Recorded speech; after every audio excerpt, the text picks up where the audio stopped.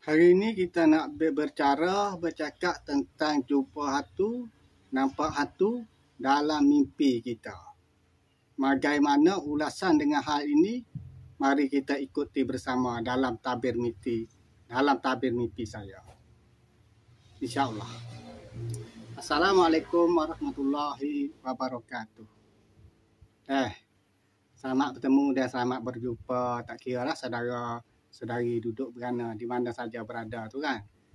Selatan Thai ataupun Semenanjung Malaysia, Indonesia, Brunei dan Singapura, Bangkok. Semualah yang mana tengok klip saya ni, video saya ni, saya mengucapkan selamat bertemu dan selamat berjumpa belakang. Jadi kalau seperti mana kita telah tengok dalam EP yang lepas kemarin tu kan, saya akan bawa satu tajuk lah dalam tu. Akan nak bercakap pada hari ni tu kan, tentang mimpi jumpa dengan hantu, ataupun nampak hantu dalam mimpi. Bagaimana cara dia tu kita nak bermimpi nampak hantu tu? Di sini ada 3 jenis mimpi yang saya nak percakapkan di sini. Satu, kita nampak hantu. Yang duanya kita nampak hantu sedang buat hianati orang, usik orang ataupun orang kata ugut orang lain kan, ataupun saudara kita yang terdekat, kan, lebih kurangnya adik-beradik, ibu bapa kita, dia ugut-ugut kan. Tapi yang 1 dan 2 dan yang ketiga, hantu itu dia ugut kita sendiri. Bagaimana dia nak ugut kita tu, nak usik kita ke, dia nak cekik tekak kita ke, kita mari ikuti dalam ruangan bersama dengan hal tabir mimpi. Dalam hal yang pertama, tabir mimpi yang saya nak menyentuhkan sini tu kan, kita tidur bermimpi nampak hantu. Saja dia lap sekaligus kan, dia nampak sekaligus kan, hantu kan. Ada lah tu kita duduk diam-diam dalam mimpi, kita akan nampak dia duduk kat situ, duduk situ. Apa petandanya tu? Menurut saya, pandangan saya lah, kalau kita mimpi nampak sesuatu hantu lah yang kita cakap di sini kan, nampak hantu. Kalau kita nampak dalam kawasan rumah kita, dalam kawasan terdekat rumah kita, dalam rumah kita, berhampiran rumah kita kan, itu bermakna dia tu ada dekat situ, dalam kawasan rumah kita, alam sekitar rumah kita. Coba kita perhatikan. Sekali kita mimpi sama, 2 kali pun kita mimpi kadang-kadang sama tempat yang lain, tapi dalam kawasan rumah kita juga. Hantu tadi yang kita nampak. Kadang-kadang tu orang terdekat kita pun, serumah dengan kita pun, mimpi yang sama juga.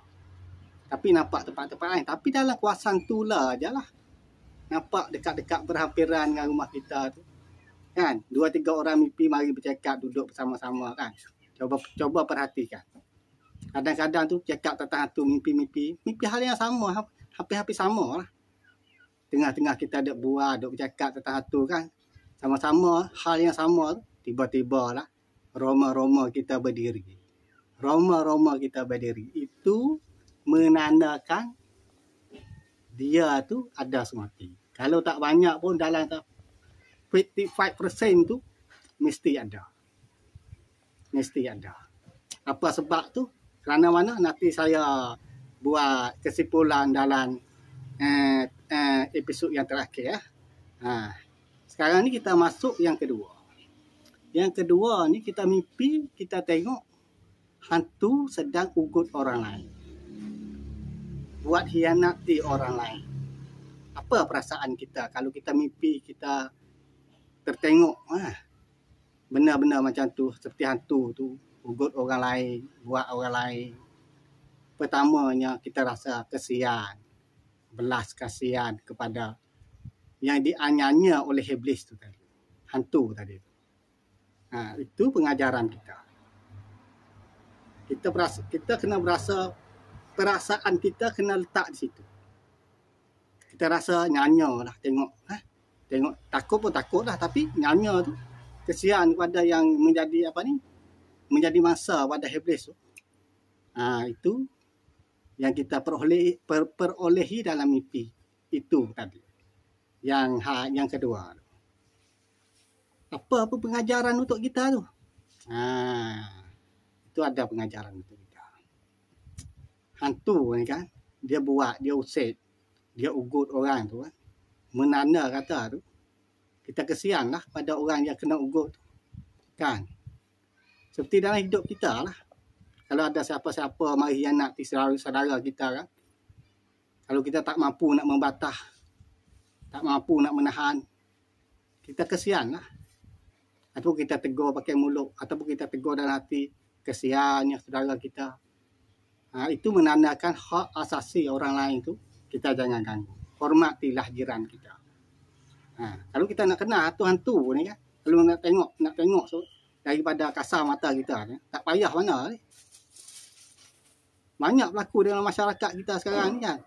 Seperti mana orang duk toreh-toreh getah tu kan, 2-3 hari simpan, pop duk situ, tiba-tiba pergi nak akak tu. Ada orang lain akak tu. Tu ada nama hantu tu. Hantu yang boleh tengok yang kasar mata kita tu. Itulah lebih kurangnya. Pertandaan tadi tu menunjukkan hak orang lain tu kita jangan kacau, hormatilah orang lain kan. Hak kita lah, tapi hak orang lain kita kena hormat lah.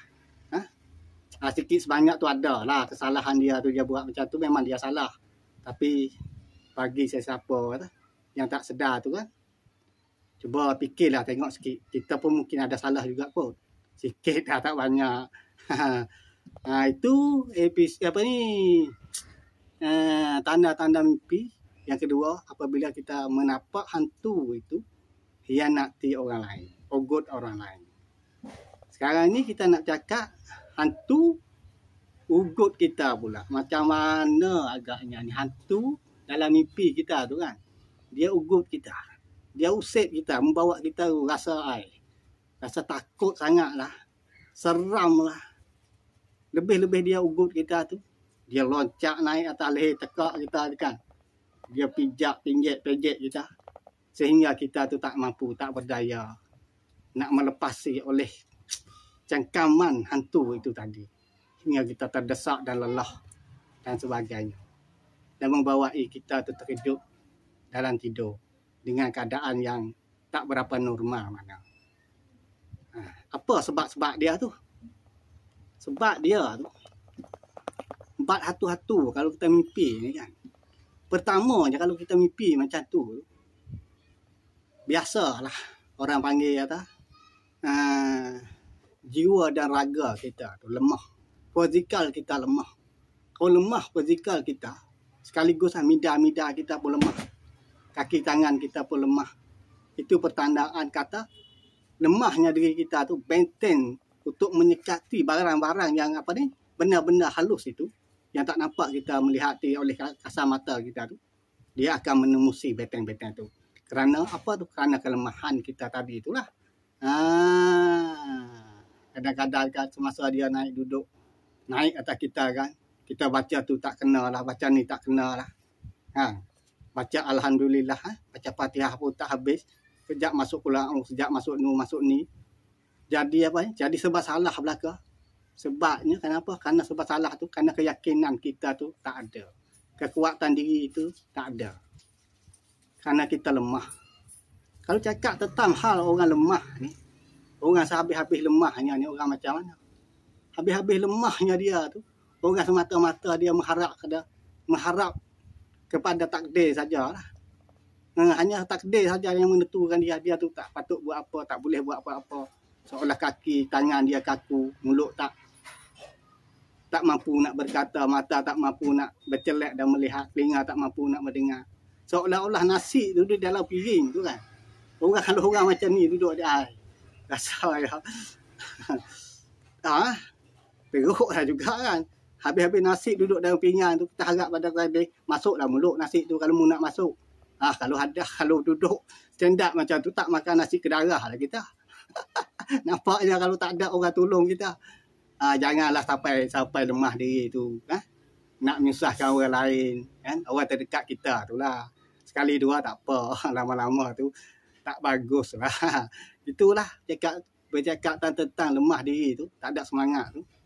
Kan? Kalau kita kuat semangat kita, benda-benda macam tu tak mampu lah. Nak menemusi benteng-benteng kita. Hantu ni yang kita nampak hantu dalam mimpi tu, kita cuba buat pahaman baik-baik. Bukan kita nampak hantu. Sebenarnya hantu tu menampakkan dia di dalam mimpi kita tu. Dunia nyata tu taklah. Tak mungkin sama sekali ya. Tapi dunia mimpi kita ni, bukan kita nampak dia. Dia menampakkan kita. Kerana dia menemusi benteng-benteng kita tadi tu. Kerana apa? Kerana kita lemah. Lemah di dalam jiwa kita. Fikiran kita. Perbuatan semualah lemah. Oleh itu bersemangatlah. Bersemangatlah di situ. Ya, supaya kita tu kuat, sehat dan mampu berhadapan dengan benda-benda makhluk halus seperti itu. Contohnya tadi tu, kenapa kita nampak hantu di dalam dalam tahap yang nombor 1 tu, kita nampak hantu. Saja-saja kita nampak. Apa tu? Dia nak bagi kita, nak bagi tahu kita. Dia nak bagi tahu kita tu, kita nampak hantu tu. Di situ tu, dia nak fokus kita di situ lah. Dia nak fokus kita di situ. Satu. Yang keduanya, dia mungkin ada dekat situ. Apa sebab tu?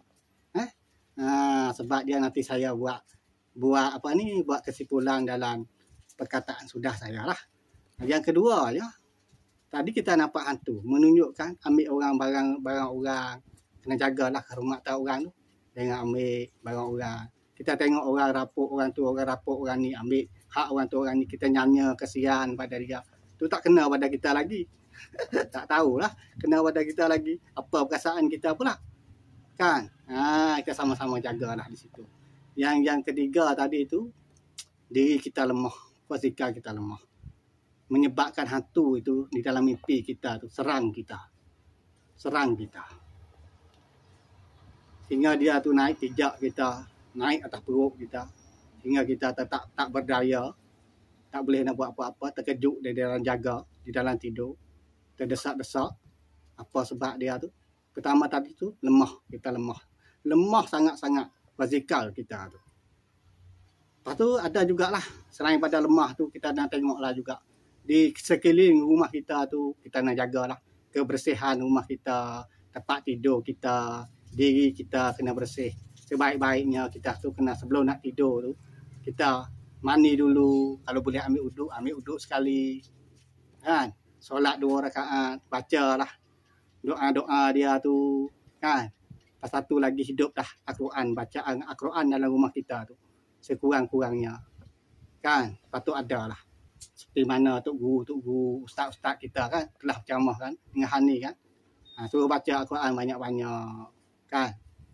Ni bab kita mimpi nampak hantu kita sendiri. Lepas tu kadang-kadang tu budak pula, budak kecil tu kan. Tengah-tengah malam nangis tak tahu apa pasal, apa sebab kan. Cek perut dia pun tak ada sekok, tak ada senok, angin pun tak ada. Ni pun salah satu hal juga ni. Menjadikan masalah lah untuk kanak-kanak. Kita kena jagalah kebersihan alam sekitar rumah tu. Lepas tu sedikit lah, kalau budak-budak nangis tu, kita bacalah Fatihah sekali, baca Qul Huwallah 4 kali, selawat Nabi 7 kali. Lepas tu kita tiup di tangan kita tu, kita sapuh lah. Tiup di tangan kita tu, sikit lah, air liur kita tu, biar berkena dekat tangan kita semasa kita tiup tu. Ambil air tu sikit lah, sapuh-sapuh di selaput mata kanak-kanak tu. InsyaAllah lah, benar-benar halus, benar-benar yang untuk nak menggoda, bermain, menipu dah. Budak-budak kanak-kanak tu semua tu akan menghilang. Lepas pada tu kan, sambil-sambil kita sapuh tu, kita bacalah selawat. Allahumma salli ala Muhammad, Allahumma salli ala Muhammad. Selawat sampai dia senyap. Sampai dia tenang. Kalau tenang esok hari tu untuk budak tu kita carilah barang-barang sikit petua orang lama tu apa orang kata seperti sisik ikan, kulit tergiling, ambil pakai kat sakut tu. Satu lagi tu tulang helang. Tulang bukan tulang. Itu kuku helang. Buat di tali sakut ditekak di leher budak tu. Insya-Allah lah benda-benda macam tu tak akan datang lagi ganggu kanak-kanak adik-adik kita tu. Begitulah sikit sebanyak apa yang saya boleh kongsikan hari ni tu. Kalau sekiranya terhibur saya ucapkan alhamdulillah. Syukurlah. Lepas tu kok apa ni? Tekan follow lah untuk menghidupkan channel ini. Tekan like untuk semangat bagi saya. Lepas tu share dan komen. Bagi siapa tu nak tahu tabir mimpi macam mana, ada boleh komen lah, buat pertanyaan untuk saya. InsyaAllah saya akan buat misi khusus untuk jawapan soalan anda. Buat hari ni tu yang mana yang baik ucapan saya tu semua lah mari daripada Allah semuanya. Yang mana yang lemah tu kelemahan saya sendiri lah. Maaf banyak-banyak sekiranya silap dan salah saya tu. Buat hari ni tu saya ucap undur diri dulu. Kita jumpa pula dalam EP yang lain pada esok hari, insya-Allah. Assalamualaikum warahmatullahi wabarakatuh.